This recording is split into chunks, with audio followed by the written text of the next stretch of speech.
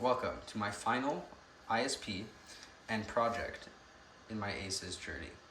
This is the CNC wire cutter, bender, and stripper. So let's start with a demonstration. You can see this is a touchscreen display, so I can press start and slide up, and then the process will start.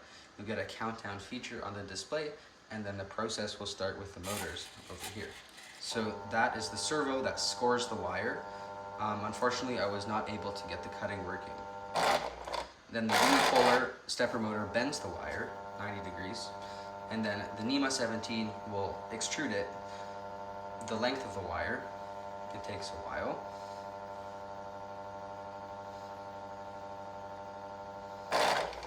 And the unipolar will bend it 90 degrees again, and then you'll hear the servo score the wire again.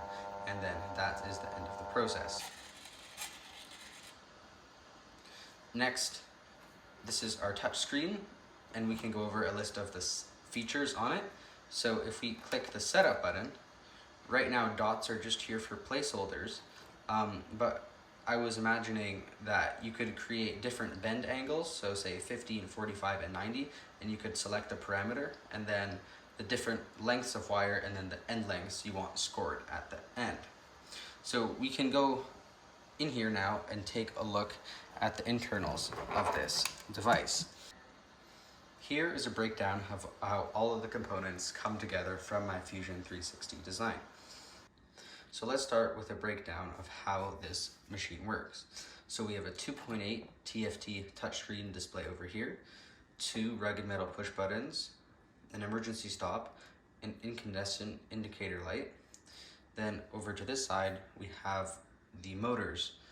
As I like to call it, it's the motor party. So I am using 3 different types of motors for this project.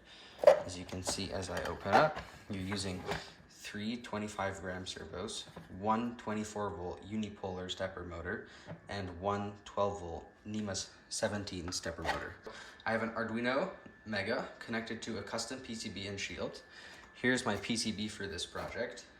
It's an Arduino/Uno/Mega shield, and it's for 2 TB6612 MOSFET drivers, and those are dual H-bridge drivers for stepper motors, and those work for both unipolar and bipolar stepper motors. The middle design is centralized around one round hub over here. I've gone through many revisions of these to get this perfect. Then there's a middle disc that sits on top, and that bends around. And for the stripping action, a pair of normal side cutters I cut, and they come up through the middle here. And as you can see, they open and close, and the jaws keeps the wire centered.